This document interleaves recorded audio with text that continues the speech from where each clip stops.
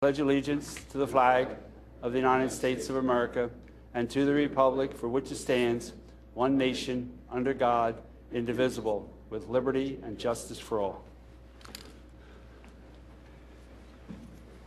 The first item on the agenda is a financial forecast presentation by Bill White. The floor is yours, Bill.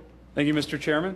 What we'll do now is we'll step through a rather condensed presentation of what the major intentions were and some of the summary findings, or at least initial numbers, are with the forecast included in front of all the commissioners. And then for those here in the audience, there are copies of the slides and different pieces of information on the back table. Further, this presentation and the screenshots will also be uploaded on the Township website tomorrow for anyone to then download and look at, because I understand some of this may be difficult to see on the screens due to the font sizes and just the size. So without further ado, the presentation agenda will step through an executive summary, which is intended to, just from a 30,000-foot view, explain what the intentions were when the forecast was being developed. Then we'll step through briefly the assumption summaries, and then forecast summary graphs. And I apologize, one of those is supposed to be the first forecast summary graph is supposed to say the listing of major items not included in the forecast, which is one of the most important aspects of not only tonight's meeting, but then the subsequent meetings we're scheduled to have throughout the first half of 2012. And then finally, take a look at what the calculations are showing now, and then some of the major the levers, the things that are controlling the numbers from a 30,000-foot view. When the forecast was being developed, it was done so to make sure it was comprehensive in that it included all of the township funds, so that we weren't missing out on any of the activities that are lumped together. We were shooting for something that was easy to read. So to that end, it was done in an operating statement format. The revenues and expenditures format that it was built upon is the same table that's included and has been included in the last couple years' budget, which is basically the consolidated revenue and expenditure statement.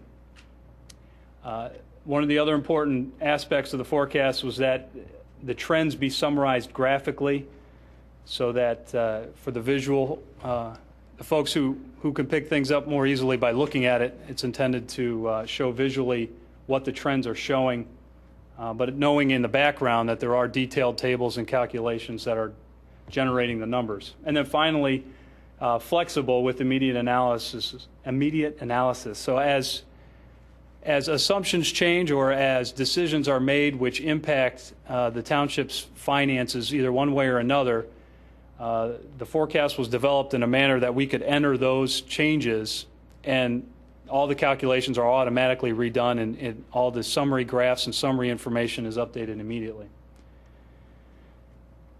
The forecast as it exists today was developed at today's baseline. So where the township is at today in terms of operations, our current head counts, the current services that the township provides, the current programming that the township provides.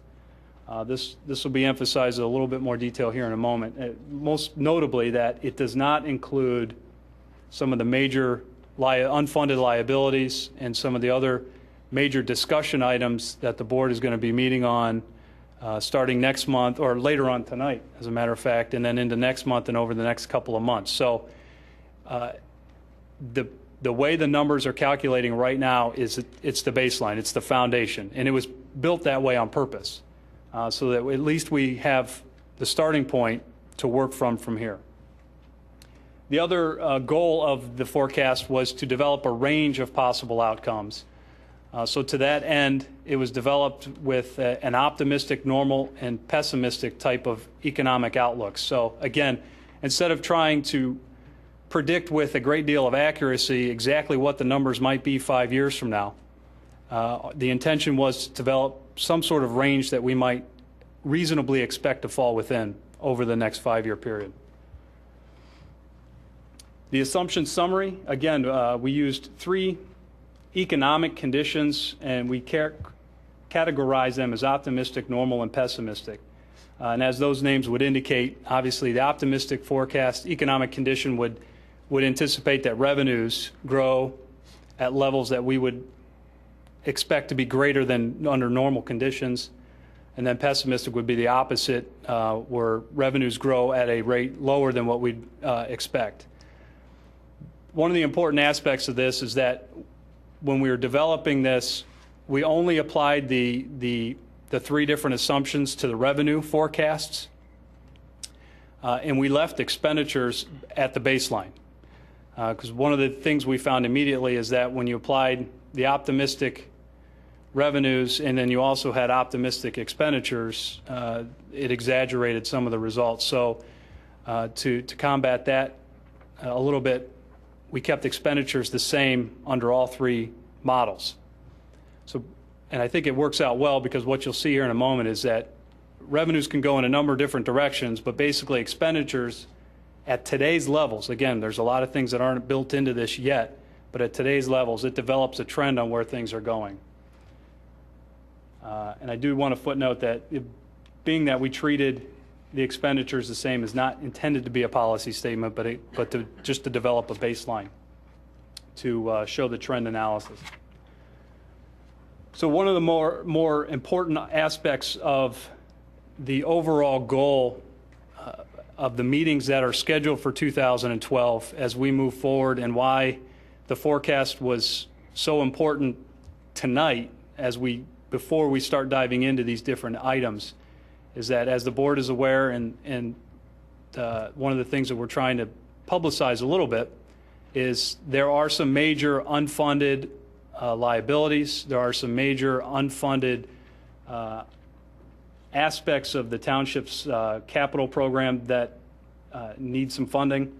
And then, in addition, changes in future year staffing, fire company funding, community organization contributions, the items that we're intending to discuss in future months. So for this slide, the different categories that are not included were put together on purpose. So the top 3, basically the other post-employment benefit, the unfunded pension liability, and the compensated absences, those are categorized together from the standpoint that those are contractual obligations that the township has entered into in one form or another, and that they are liabilities on the balance sheet as something that is payable either now or into the future.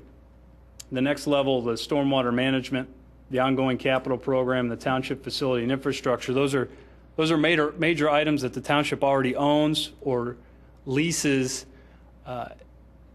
and so therefore there is funding required to maintain and keep those aspects up and running.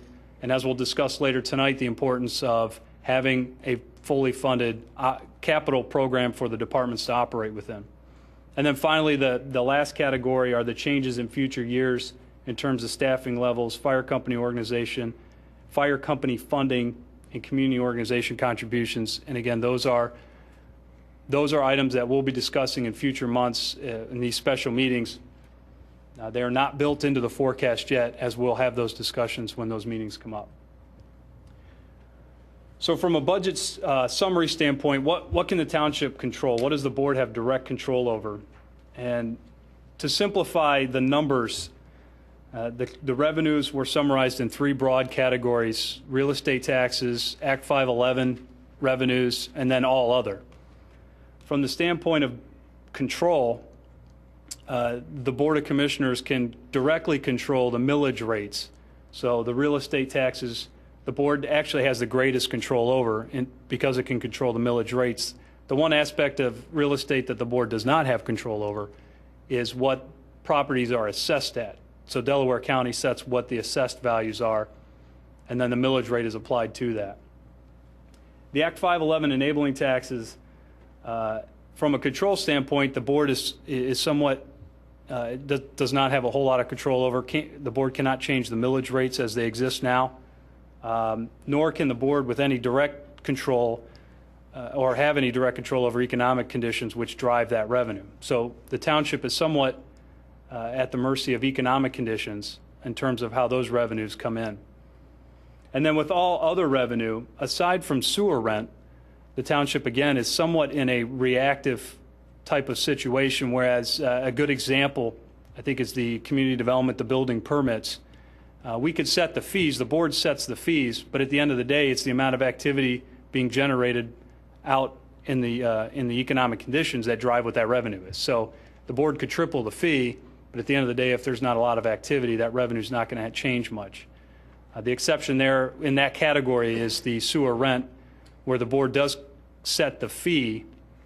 However, it is based on water usage, which is, again, something outside of the township's control. And then from the expenditures standpoint, summarizing it in these 5 categories, I think the important thing to take away here is that, being that we're a service-oriented entity, most of our costs are tied up in the personnel who are here delivering those services on a daily basis. And I think that's demonstrated here with over half of our expenditures being either in wages, compensation, or the liabilities and benefits associated with them. But not insignificant are the debt service amount that we are obligated to pay based on our current levels of debt service.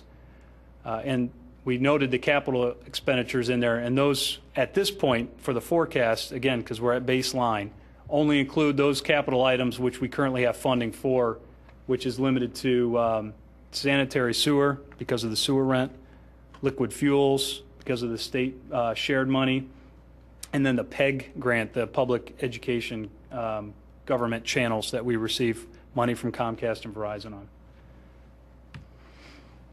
So the forecast numbers as they exist right now, this chart here demonstrates what the 3 levels of revenue are for under normal, optimistic, and the pessimistic assumptions versus what the expenditure trend is over the next 5 years.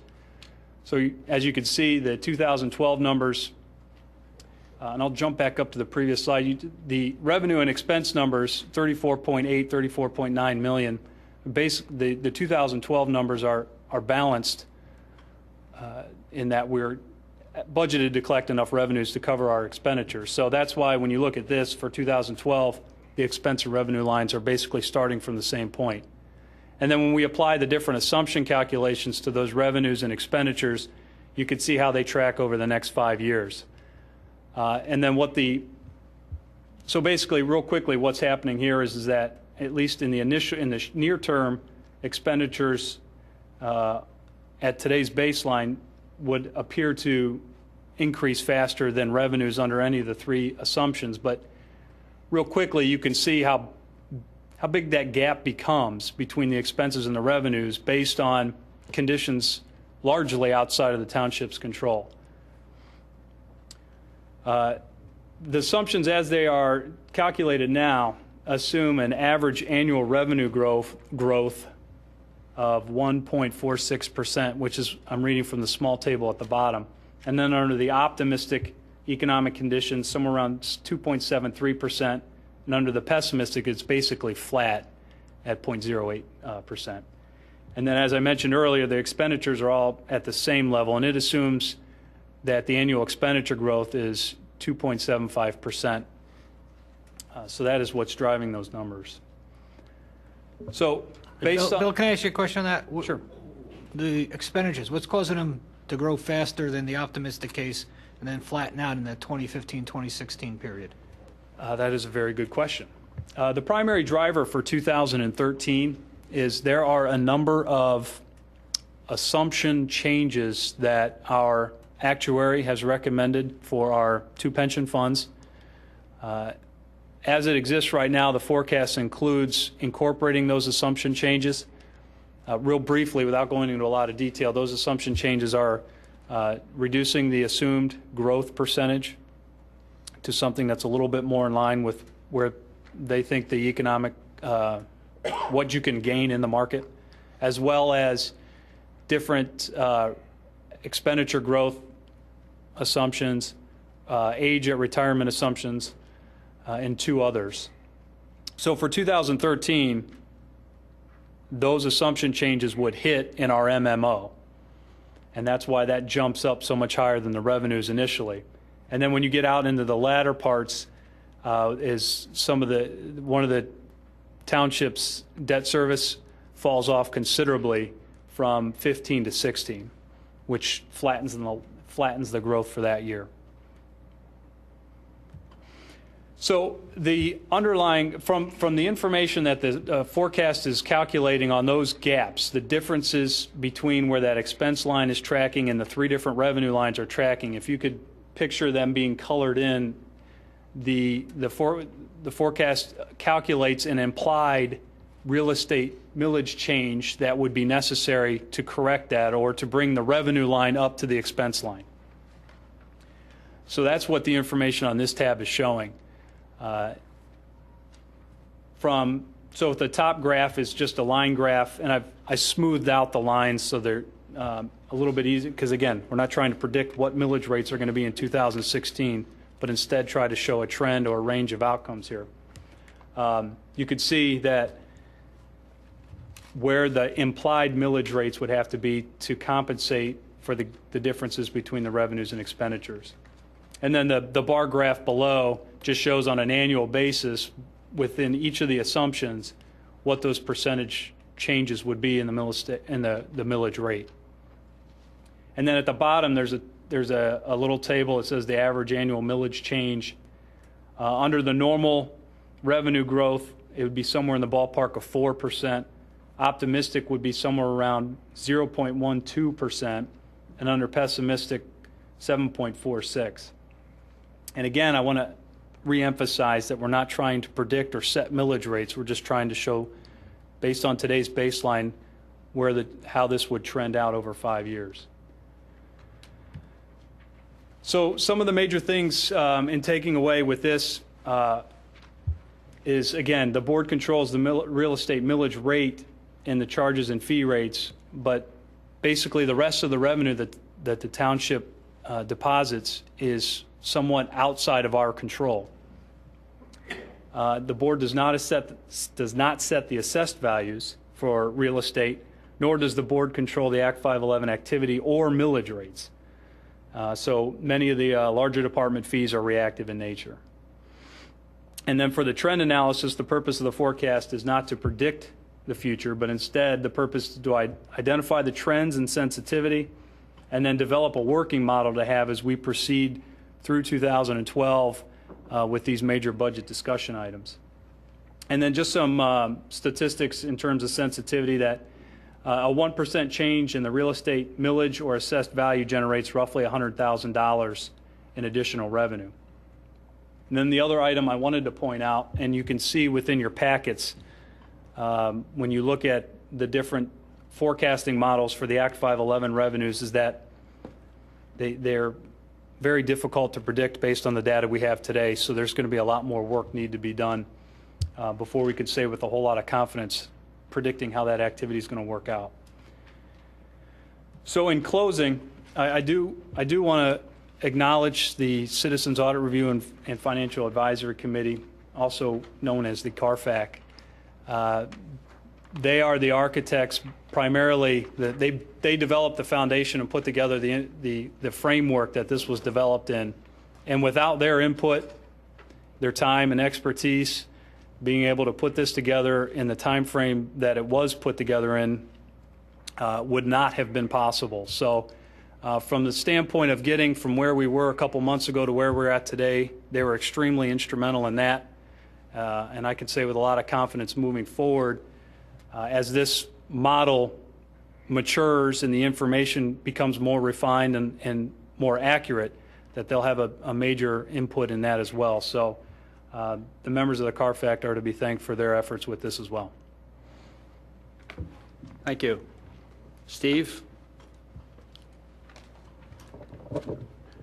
Thank you, Commissioner Spengler.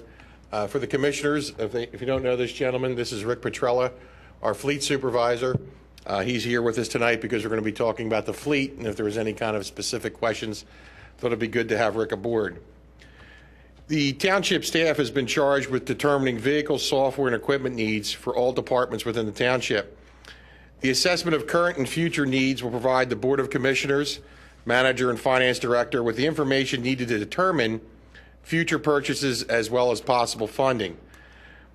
The assessment of the equipment deals with a specific 5-year plan, but due to proposed financing mechanisms, replacement will be shown through 13 years. More about that later. And on all this, everyone should know we'll always actively pursue alternative funding, be it grants. The numbers we're using here tonight are budget numbers, and by no means saying, again, that this is some policy.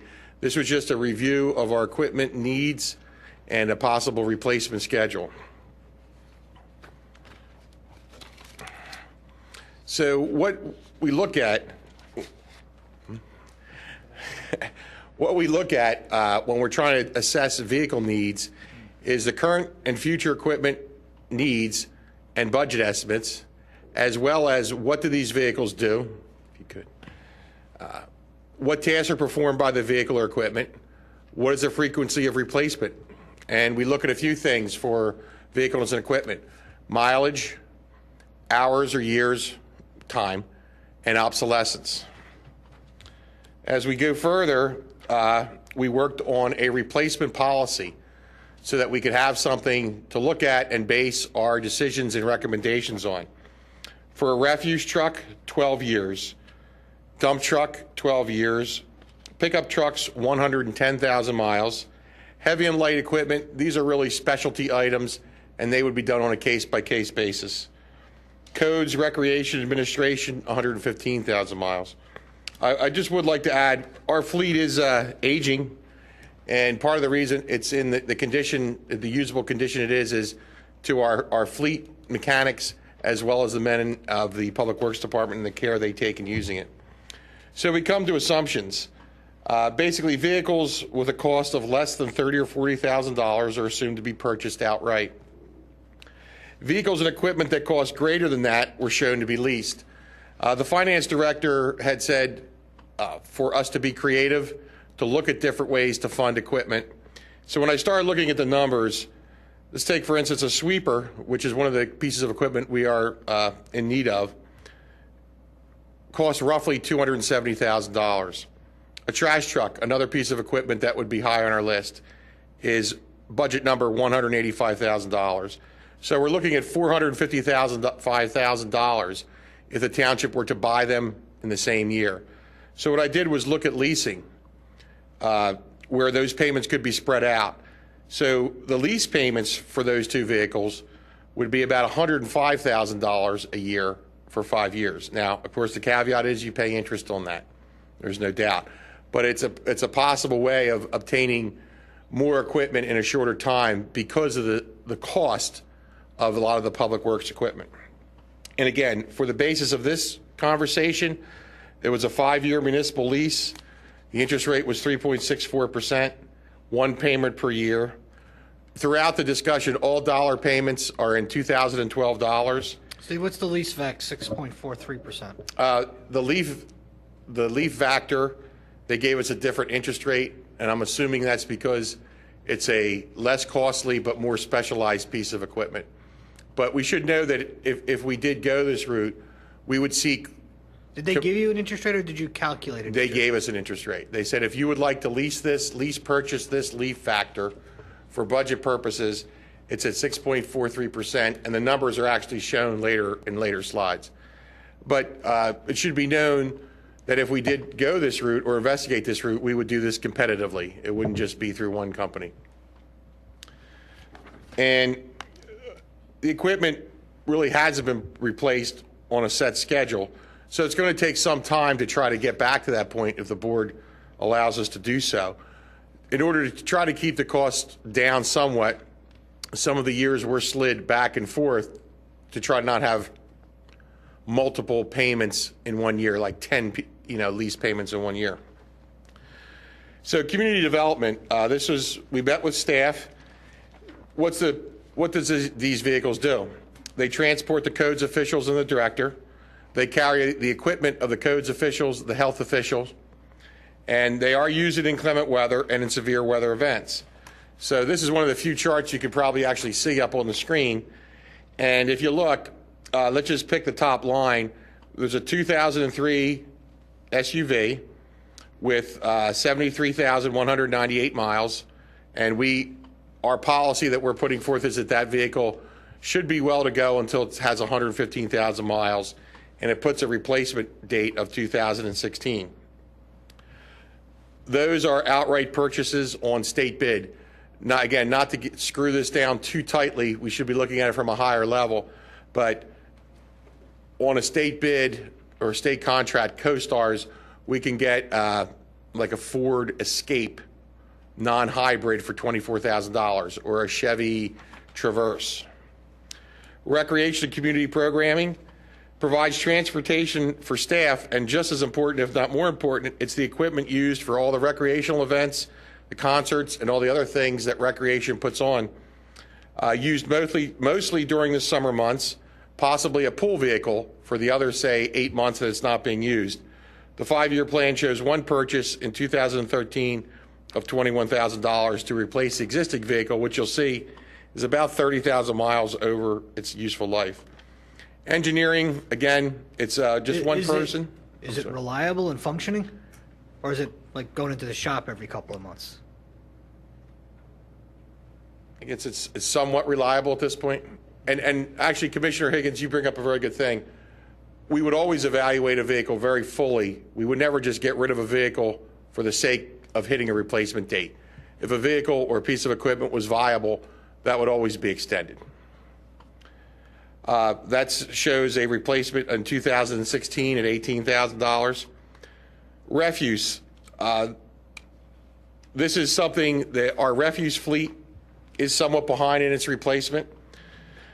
What are the tasks of the refuse trucks? I don't know that everybody knows all that they do. Obviously, they pick up the trash on Mondays and Tuesdays, brush on Wednesdays, and recycling on Thursdays and Fridays.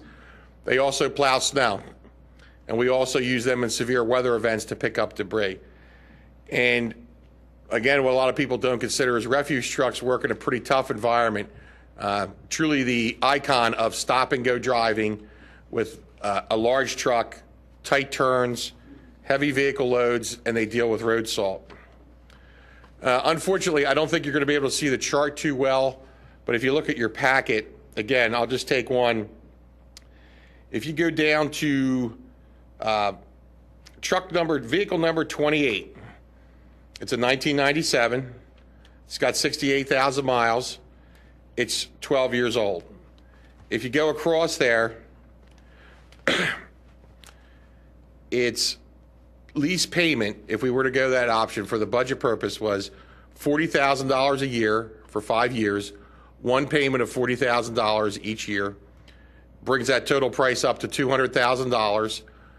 If you were to buy the truck outright, it would be about $185,000, more or less.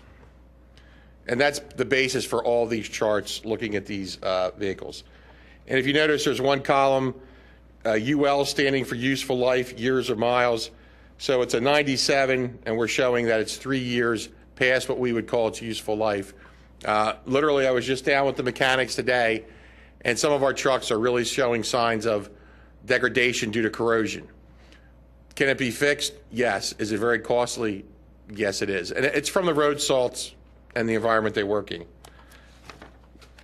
So highway, again, the core tasks are shown: snow plowing, salting, material transportation. Highway does all of our streets work, and that's what these trucks take into consideration. The highway portion of the fleet consists of pickup trucks, dump trucks, and the heavy and light equipment.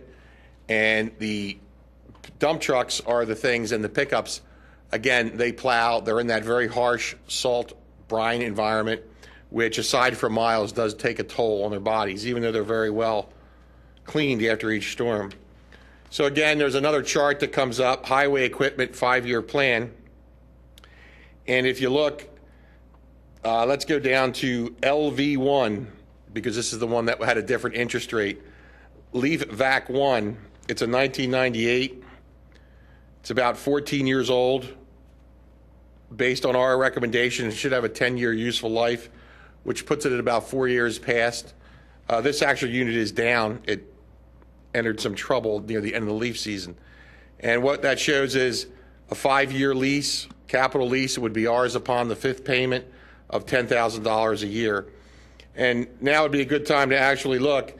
Again, we're showing the sweeper, which is another piece of equipment that's past its prime, to say the least. It is broke down somewhat often. So a sweeper, the lease payment for the leaf vac, and one plow outright purchase is $85,000 for 2013. The sweeper alone is $260,000. The leaf vac alone is $40 and change. Again, the next slide is the highway vehicle 5-year plan for the vehicles. DT standing for dump truck. The $33,000, because it's truncated to 5 years, wherever you see the series of $33,000 payments, that's a 5-year lease at $33,000 a year. So you can see how they're staggered. And as you go through the years, in 2013, there's a purchase and a lease payment, which pushes us at $68,000. As you go to 2014, a second lease payment would start along with another purchase, which brings the total cost for that division at $96,000, and so on down the line. But again, the leasing is a possible way to start to update the fleet to where it should be with lesser expenses per year. Sewer 5-year plan. I'm not going to belittle every slide. We do have a spreadsheet at the end, which is a little more inclusive. But again, it just shows a purchase. It shows the vehicles, their useful life. Parks maintenance. Core tasks, turf and ball field maintenance, as well as snow plowing, tree removal and trimming. These vehicles transport personnel for park maintenance, including their equipment. The cancellation of the grounds maintenance contract with the Radnor Township School District is reflected in this forecast. So knowing that there is a reduction in the acreage we maintain, we took that into consideration looking at the equipment. And again, the park maintenance 5-year vehicle plan, the first line, vehicle 68. This is a 1994 dump truck, about 6 years past its useful life, and that shows the 5-year lease payments to replace that. Again, very similar on the parks maintenance 5-year equipment plan. We're showing a lease payment on a chipper, which is about a $50-some thousand piece of equipment. They're showing it at $13,000 payments. Okay, thank you. Yes, the finance director wanted me to explain to you why some of the cells are blank. That would mean there's no purchase that year. So the GM1 2006 mower, we feel it's a 12-year mower. It's got a lot of life. So within the 5-year capital snapshot, it's blank. There's no replacement. Police department, core tasks, public safety, criminal investigation, some highly specialized vehicles here, traffic unit patrol command. And police vehicles also operate in all types of conditions around the clock. Again, the chart's a little tough to see on the screen. Best to look at your packet. A police cruiser is about $40,000. And after talking to police and looking at the mileage, an optimal replacement plan would be every 3 years. So if you look at unit number 8, right across the top, it's a 2007 Crown Victoria, about 2,000 miles off its useful life limit. So we show in 2013 a purchase of $40,000, nothing in 2014, nothing in 2015, replacing that car in 2016, and so on down the line. The next one's even a little tougher to read. This is the police 5-year specialty items, their equipment and IT needs. And just for example, try to pick one that we're all familiar with. The Omnivore video system is probably not it. They show motorcycles. If you get about mid-page, 2 motorcycles. It's a $6,500 upfront annual payment with $3,000 payments thereafter in a lease. There's a surveillance van further down for $125,000. portable radios. And again, if there's nothing in the column of the year, obviously there's no purchase in that year. Then last couple of slides. One is the information technology 5-year plan, and this coincides with our budget in the numbering. And you'll see a carry forward of community development software at $150,000 for this year, nothing for the 4 remaining years in this forecast. A server replacement program, 1 per year, shows a $7,500 expense in 2013 with $2,500 each year out, along with some other. There's a recreation program management software at $20,000 for 2013. The next slide is the information technology 5-year plan, Radnor TV and the PEG grant, and it shows some items, studio replacement and upgrades, video cameras and related equipment over, and this is a little bit more sporadic over different years. You'll see there's a lot of gaps in there. And actually where it all starts to come together is the last slide. And I apologize to the commissioners because the tally in 2014 is incorrect. The one cell didn't carry over. It's $1,181,000. $181,000. So if we look at this, the way this is set up, police department vehicles goes across the top. And in the 5-year period, it's showing expenditure of $105,000, $157,000, $145,000, $16,000, and $40,000, and so on for each group down the line. Now, obviously, in engineering, it's basically 1 inspector, so there's 1 car out in 2016. Sanitation vehicles, there's those lease payments as they start to double up: $100,000, $110,000, $120,000, $160,000, and $200,000. And if you look down at the bottom, so in the first 5 years, based on all the information gathered from staff, for 2013, it's $874,000. For 2014, it's $1,181,000. For 2015, $925,000. 2016 would be $700,000, and 2017, $926,000. I have one last slide and then one spreadsheet to go over with you. The last slide is out of our code, and it explains the Radnor Township, how we're supposed to be funding assets with expected useful lives of less than 10 years, including vehicles and equipment, and minor improvements to buildings and grounds. And it goes on through there. That one's pretty self-explanatory. And there's somewhat of a more cumbersome spreadsheet, but again, early on I had said we went out to 2026, and that was really just to show the lease payments for something like the trash trucks or police cars, where it's a constant rotation. Those cars are on the road all the time, and they need to be replaced frequently. So that last spreadsheet, which is a PDF, goes out to 2026. To keep it a little bit more manageable, I kept the costs in thousands of dollars. So 33 obviously is $33,000. And if we look at, I'll just try to pick one that might make the most sense. Public Works highway vehicles, starting with truck vehicle number 47, you'll see the 33 as it goes across 5 years. That's a 5-year lease, $33,000 per year for each truck. And everything's set up that way. And the reason for doing that was the trash trucks and the dump truck fleet, to get them back to where we think they should be, is beyond the 5-year capital budget. Being perfectly honest, these numbers, as they go out 10 years, technology changes, interest rates change, all that changes. This was just to show you the magnitude of the fleet and possible replacement. The more exact, and I don't even mean the more precise, is the 5-year look at the capital. And that would end the presentation. Steve, I have a few questions. Yes, sir. In terms that you describe it as a lease, what are the options that we have? Can we buy a vehicle and have a loan? Do we have leases? Can we get short-term bond money? What are the choices we have in finance for municipal vehicles like, trash trucks and so on? And Bill, you can chime in too if you want to. You can purchase them directly out of the general fund. We can try to obtain grants.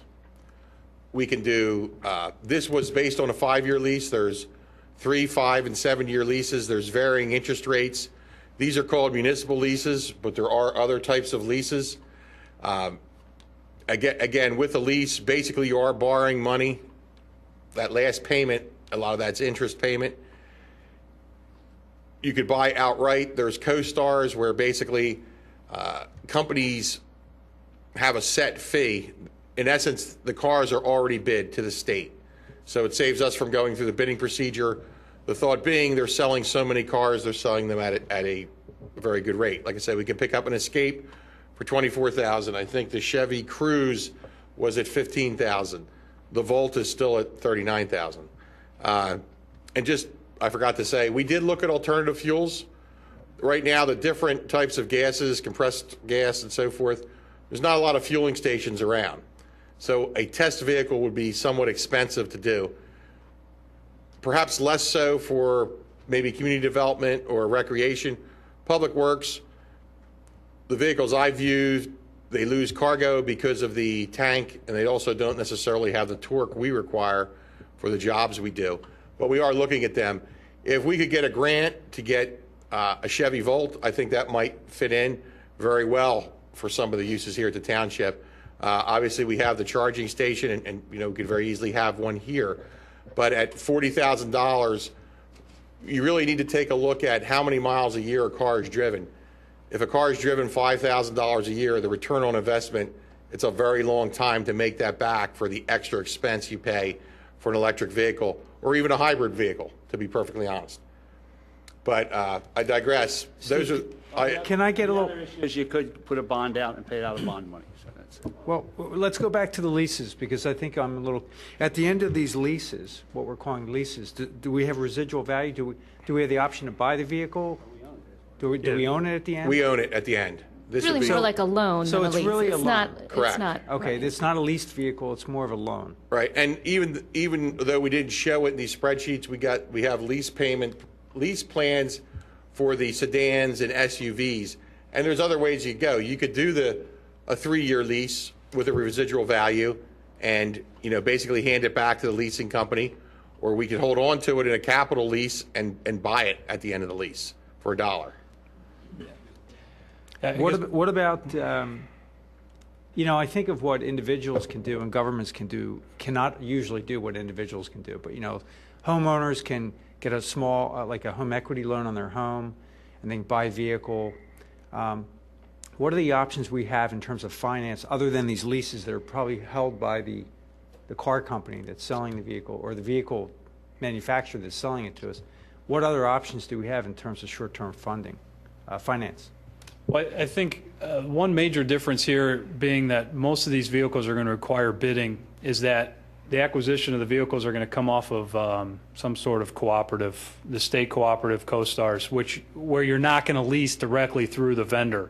You're going to have to find a leasing mechanism with a local bank, something separate from the vendor who's selling the vehicle. So I think the menu of options is somewhat limitless in how we develop this. I'm sure that working with financial institutions, we could come up with just about any way to finance the vehicles, so long as we're matching useful life with, or we're not extending the financing beyond what we think that vehicle is going to be worth. I think in this case, what we're trying to do is, being that we're in somewhat of a catch-up situation, we shorten the lease terms to be shorter than what we think the vehicles are going to be worth, to try to spread the payments out and not have major, not requiring major cash outflows immediately. But at the same time, not stretch the dollar out so far that we're loading up the back end of the plan either. So We probably shouldn't use the word lease. We should use the word loan. well, I mean, technically, We're not leasing them from anyone. We're Well, you buying, might wind up, technically it's a buying them capital with lease. money That's that what you we it's might borrow. wind up leasing them because as a government, you don't get to deduct depreciation. The owner would be able to deduct depreciation. These prices were actually given to us.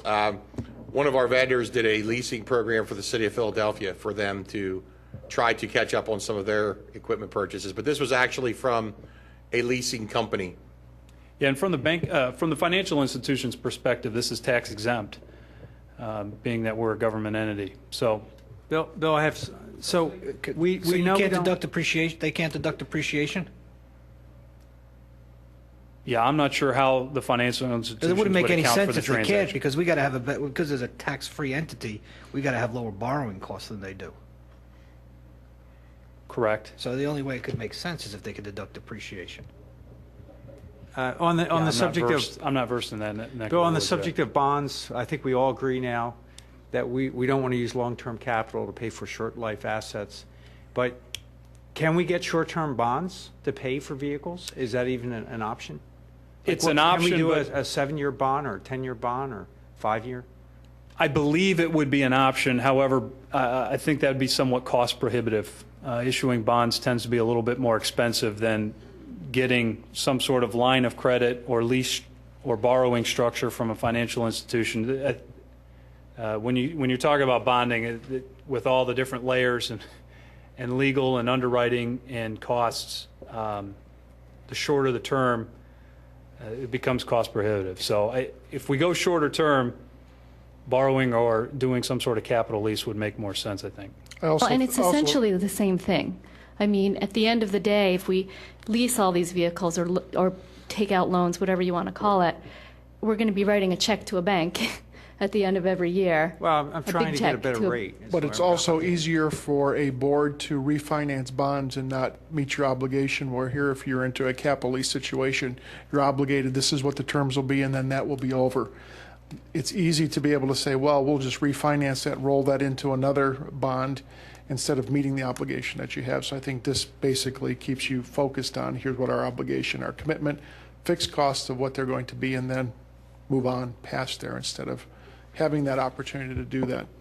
So I guess my last question, it would seem to me the goal will be to figure out what the true cost of the capital equipment is and do an expense smoothing over a long period of time and pay cash when we can in the future. But right now we have a catch-up period. We need to replace some older vehicles, so we'll use leasing to be able to replace those vehicles. Is that sort of where this is?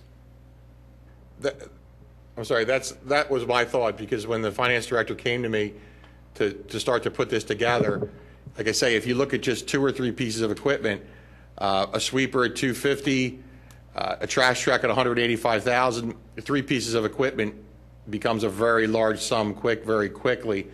Whereas I looked at it from, if you can spread those payments out, knowing that, yes, you're paying interest, there's no doubt, however you want to call it, it's interest, you're borrowing money. It would allow us to purchase more vehicles in that same span of time and spread those payments over 5 years to do the smoothing you spoke of. Well, I have a comment I want to make on that. What I'd hope to see is that we move towards having a dedicated short capital fund that would, we end up with $1 million or $2 million in it, so that in the year that you need to buy the trash truck and, maybe 2 vehicles, that we can afford to pay cash. And then the next year, we're funding that fund again. So, I guess Bill, is that where we want to go with it? Is that the goal? Well, yeah, that's definitely an option, and it's one of the things we looked at. The one item the one issue we ran into that in looking at these numbers is that's going to require more cash up front, because we have to seed the fund, put the money in the fund, and then we have, instead of these payments being annual lease payments, they become annual cash set-asides.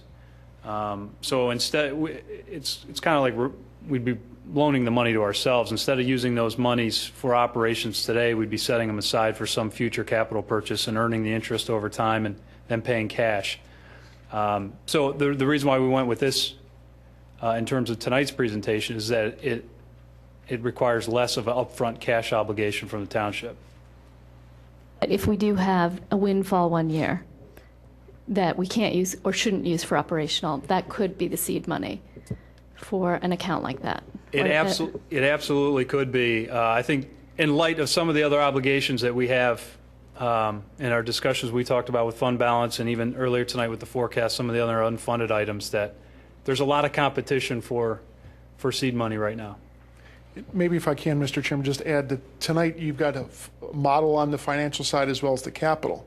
So really you have a foundation to work through so that as you move through the year in all these different discussions on programs and services and infrastructure and facilities, all these will be able to build off of this. And as we go through, the board will be able to move, change, add, delete items so that as you move throughout the year, the picture should start coming a little clearer so that when we start hitting the trigger points of September, October, now this is where a lot of these models will start being firmed up for the final discussions. But here is something as a model to be able to, for the board to look at, the community to look at, to create feedback, but also it's to ways in which we can try to, start to catch ourselves up, which I think we've talked about, because we're behind probably a 13 type year situation to start turning this, because you're not going to turn this overnight. It would be impractical for us to be able to do that.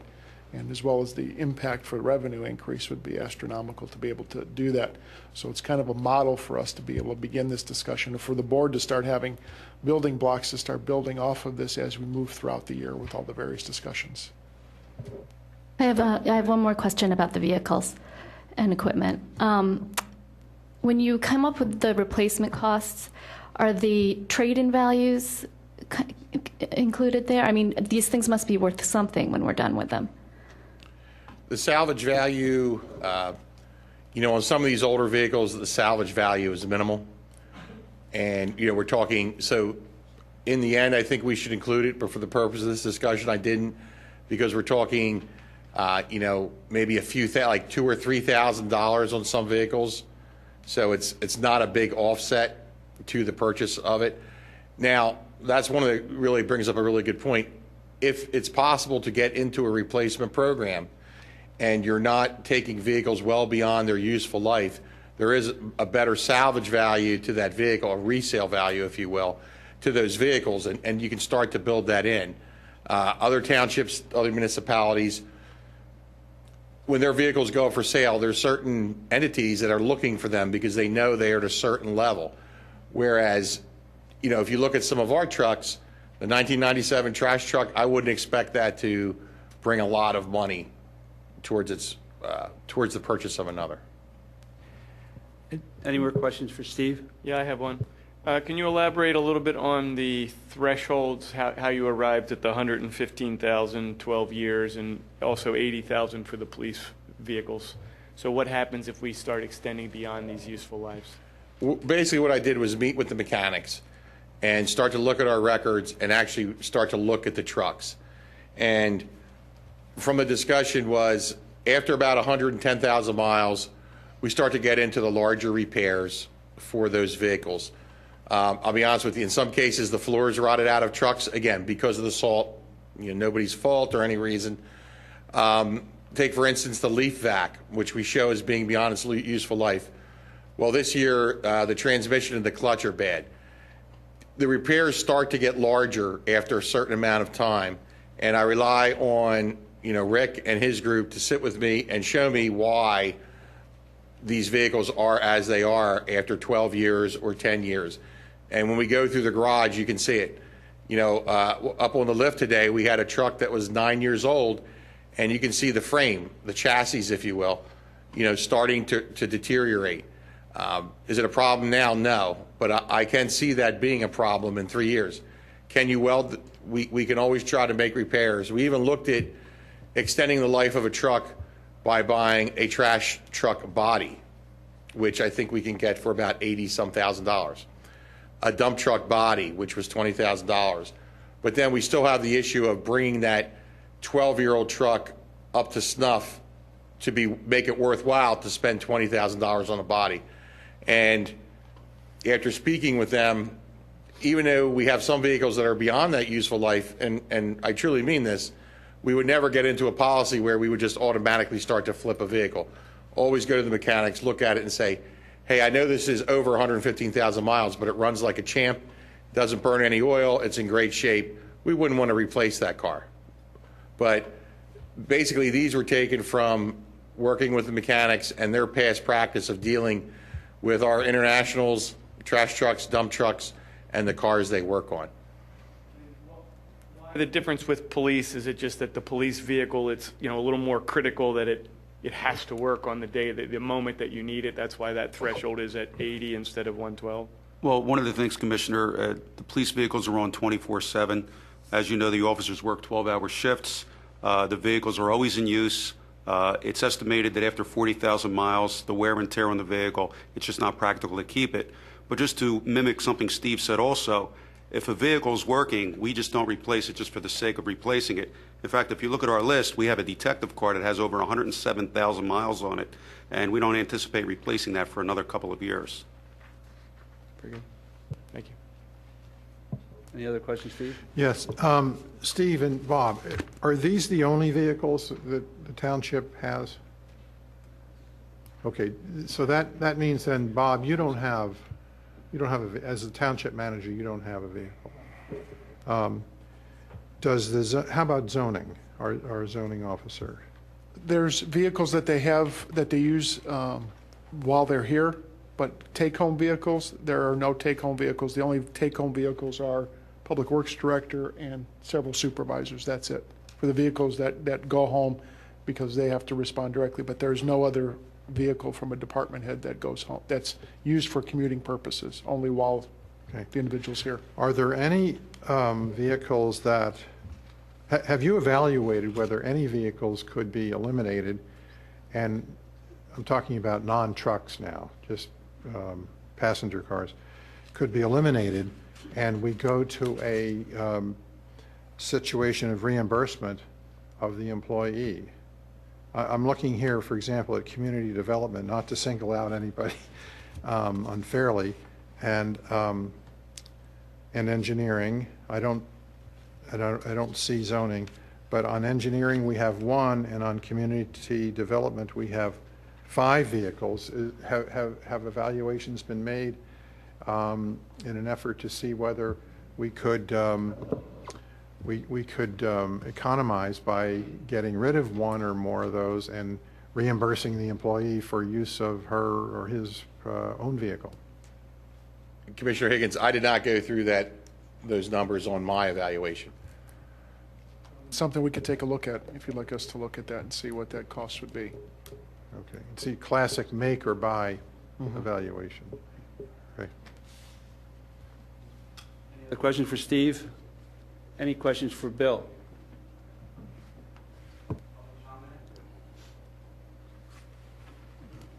I had a thought here about Public Works, Steve.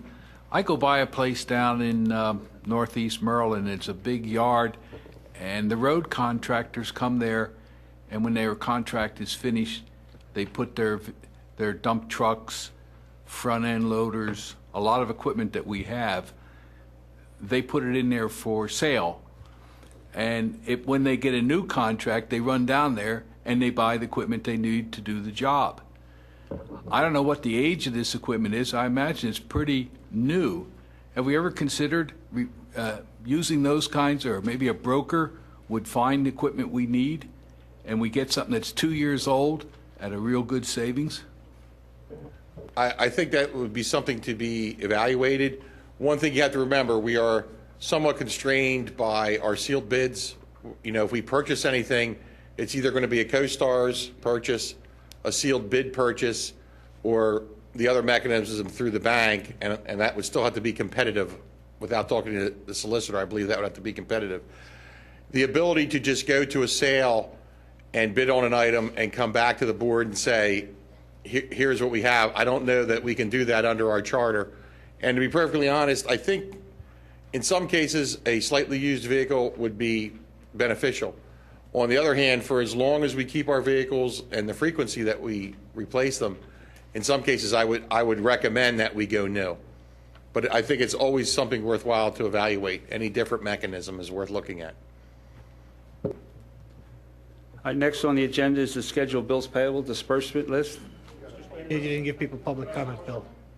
Well, I've been waiting. No one come up. I don't give people all day to come up. I just move right on. So if you want to speak, line up now. Here I am. I'm Dan Webster from 242 Ravenscliff. Steve, two questions. Well, one question now because Commissioner Higgins asked one question, which I thought was a good one. Some of these vehicles looks like they're not driven all that much. So if it's going to cost us $10,000 a year to buy a car, and we pay 51 cents a mile for an employee to use their own, that might save a lot of money in terms of not just the cost of the car, but maintenance and insurance and all those other things that we pay. The other question was, if we go into this replacement program, would we be saving money in terms of maintenance of these other vehicles which are no longer 12 years old? I would assume that there'd be some sort of savings there in both maintenance and maybe payroll costs as well. I think you bring up a very good point. I don't see the savings from a payroll standpoint, but I do from the expense side of the budget for vehicle maintenance and repair. Because to be honest, as we keep them longer, I would most likely be requesting increases for those accounts to the manager, finance director, and the board because of just that fact. I mean, really, it's a pretty common sense issue. It's just like your own car. Even though it's well maintained, you take very good care of your car. After a certain age or certain mileage, parts start to wear, larger components start to wear, frame chassis start to deteriorate because of the environment. So, yes, newer vehicles would reduce maintenance costs in that we're not buying as many parts. There's still daily maintenance on trash trucks that you can't get away from. Trash trucks eat up tires and they get replaced quite often. Oil still has to be changed at 3,000 miles. There's a lot of normal routine maintenance that wouldn't change, but some of the bigger repairs, some of the welding we do, things like that, I think would decrease with it as the fleet decreased in age. And then, Bill, I have a few questions on the capital 5-year forecast. I think there's a plan to talk about some of the pension and employee issues at a future meeting. Is that correct? You had mentioned, this is on page 5, that the first group of items were contractual obligations and they're on the balance sheet. Are they on the balance sheet? Because I thought there was a question before as to what the actual, for example, unfunded liability was for OPEB. Is that listed on the balance sheet at $54 million? Yeah, in the financial statements, it's actually called the statement of net assets. And the major liabilities are included in there, and then they go into some detail in the note disclosures as well. And on the graph that you did for the baseline revenue summary, which was page 7, this one here, it looked like the gap in 2015 was probably about $3 million, close to $3 million between the normal and the expenditures. Do you have that anywhere? Is that about right?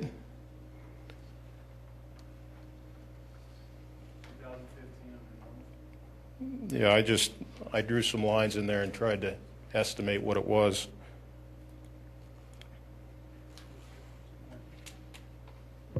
Yeah, roughly 2.6 2.6 million, okay. Bill, that would be on this big, is this at the back, or is this? Yeah, that is in the back of the room, yes. Question on the following page, which relates to that page. I wasn't quite sure what you were showing here, but at the bottom you show the average annual millage changes of, say, 4% for normal. What does that get you?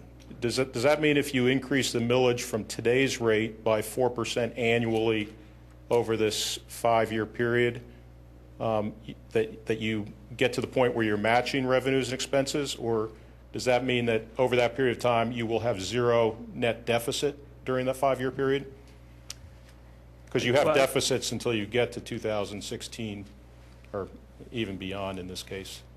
Yeah, the answer I think to both of those is yes, is that what the calculation is that it's implying that that amount of change in millage, the millage rate would be required to close the gap between the dotted line and whatever revenue forecast assumption you're using here. So basically saying 4% per year would be required to close the gap between the yellow line and the black dotted line.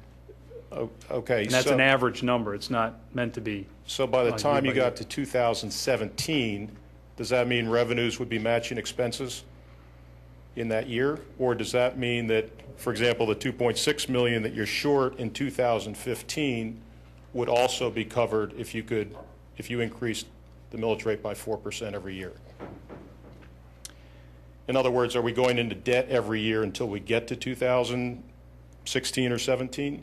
Well, if, for example, if the millage rate remains constant for 13, 14, 15, 16, and then in 17 you adjust at 4%, the answer is yes, there would be deficits in each of those years. What this is calculating is it's assuming that the millage changes annually to keep up with what's happening on the expenditure side. So any year where that's not the case, there would be a difference between revenues and expenditures. So in other words, in 2013, if you increase the millage by roughly 13%, you would keep pace with expenditures. And then the next year you'd have to raise by 3% and then 4 or 5%, and then you could decline a little bit. And if you follow those bars over time, you have no deficit in those years? Well, yeah, theoretically that's correct. The only hesitation I have is again, what we're not trying to do is predict with 100% accuracy what we think is going to happen over the next few years. So if revenues and expenditures happen exactly as they're built into this model, then the answer to your question is yes, definitely. But based on your assumptions, that's what it's showing the relationship to be. Okay. Thank you.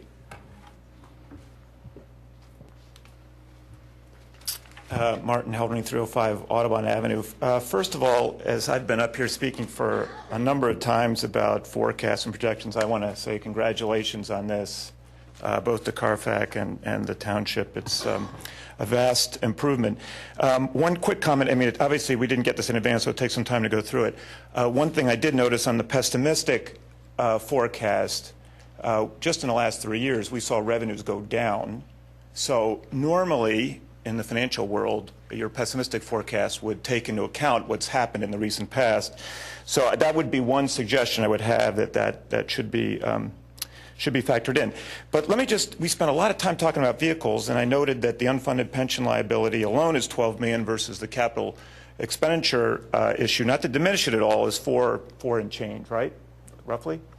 So if I get the essence of this, the budget doesn't include any unfunded liabilities, doesn't include these unfunded capital expenditures, includes existing staff levels. So we've heard in the past that the police are understaffed and other areas are understaffed as well.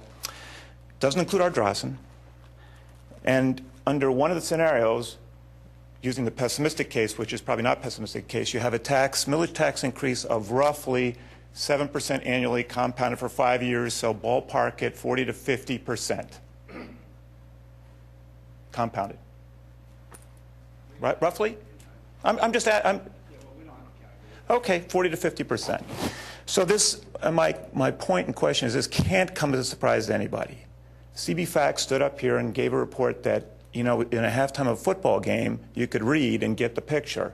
I came up here and did an Excel spreadsheet and talked about this a year ago. So the question is, the new board, what is going to happen about this? If I'm standing here a year from now, what are you guys going to do about this? Is the legacy, what is the financial legacy you're going to leave for people? Are you going to address these issues in a legitimate, transparent, fiscally responsible manner, or are we going to keep kicking this can down the road? Because it's obvious. I mean, this is an elephant, man. This is really bad. So what are people going to do about it? We spend all this time talking about cars. I'd like to understand what the game plan is here and what the time frame is. Thank you.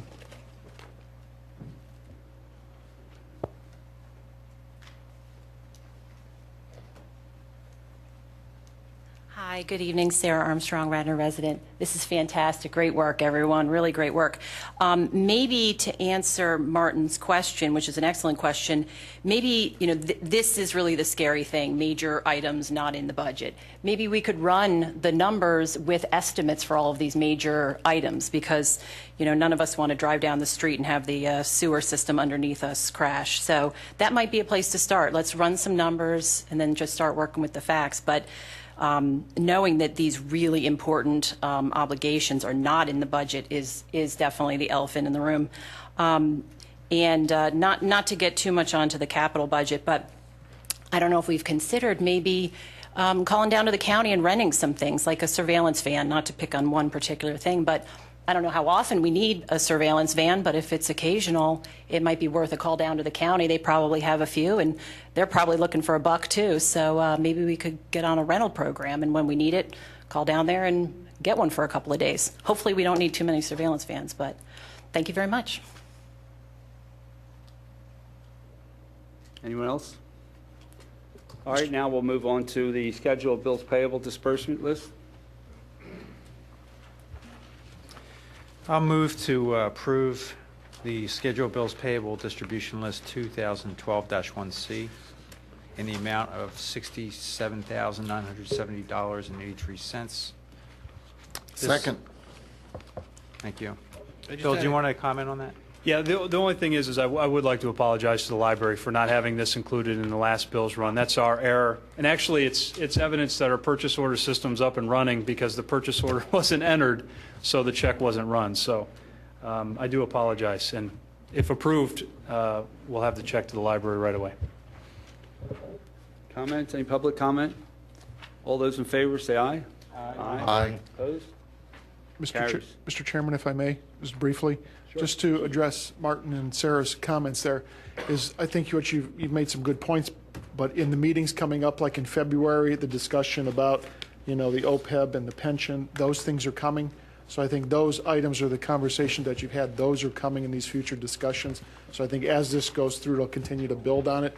So at the end of the day, I think you'll probably see some interesting numbers at that time, and then basically of how you start to proceed and start to put this all together as part of that. I want to comment also, Martin, to your comment in particular. A couple things. Most of the people on the board today are not, we're not on the board when a lot of things were done in the past. So what this board is going to have a tough time doing is addressing these shortfalls. And I think it's going to be a combination of things that we need to do and things we're not going to do. So whatever that looks like. But, it's clear to me, and I've been looking at these numbers for about 5 years now, that there's about probably a $5 million a year shortfall over the next 10 years to bridge the gap. And we're going to have to make some tough decisions, some tough choices. And maybe we do need to extend the life of vehicles an extra year here and there. And maybe we do need to look at the services we offer. But it's not going to be resolved tonight. But I'm hoping by mid-year we'll have a really clear understanding of what that is. And then once we all see the numbers, it'll change our behavior. So in the future, boards won't spend money that we don't have, and we want to overextend ourselves and build large buildings that we don't need.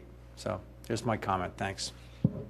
Also, can we all thank the CARFAC committee for the work they did producing this financial model with Bill White. So thank you, guys. Thank you. And everyone on the committee. Thank you.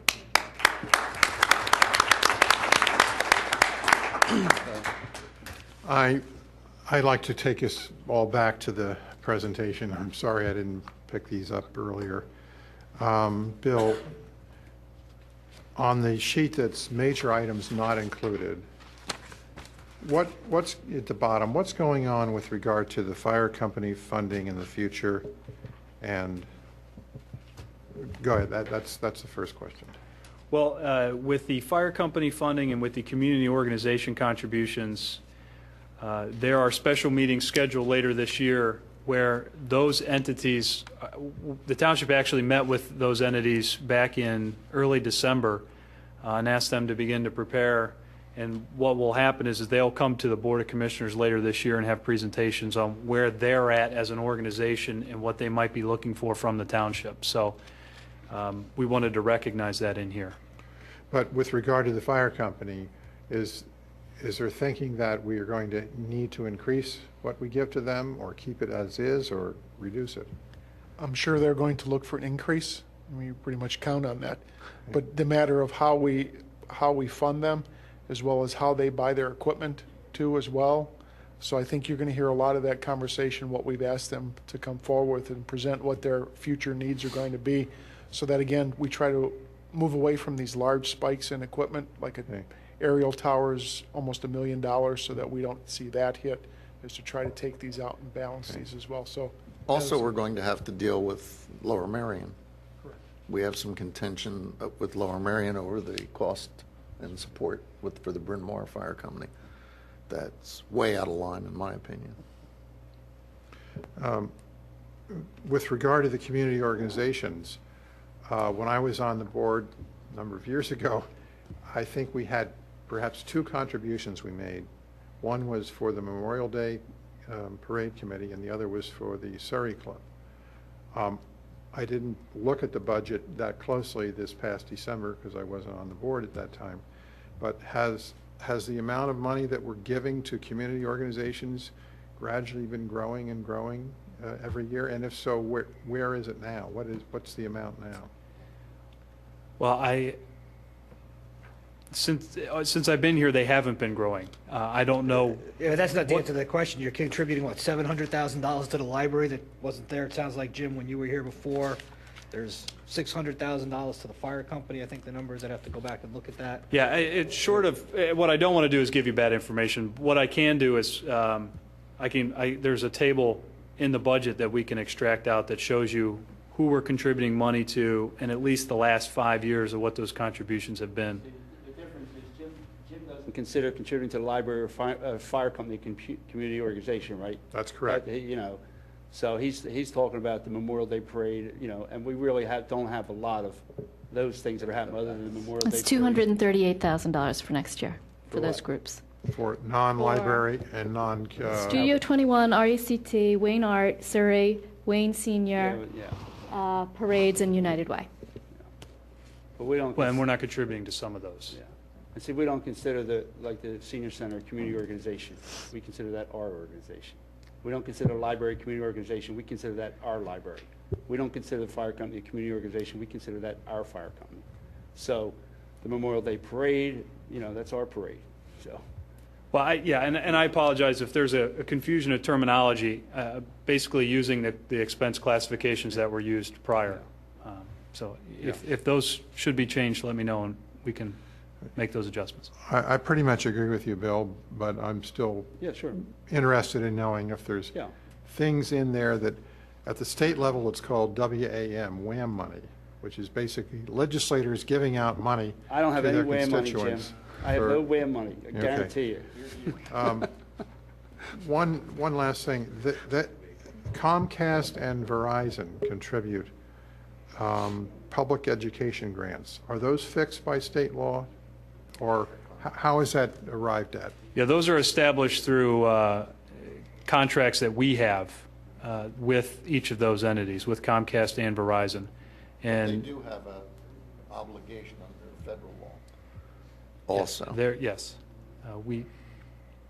Well, I think we ought to be thinking down the road, I don't know how far down the road, maybe it's quite close, about upping the contribution from those two massive organizations, because if you look at their income statements, they can afford it. Those agreements are up for renewal from time to time. The Comcast one is being negotiated right now with the Cable And the Communications reality Council. is, the way they work, if you up those rates, it goes to the ratepayer directly.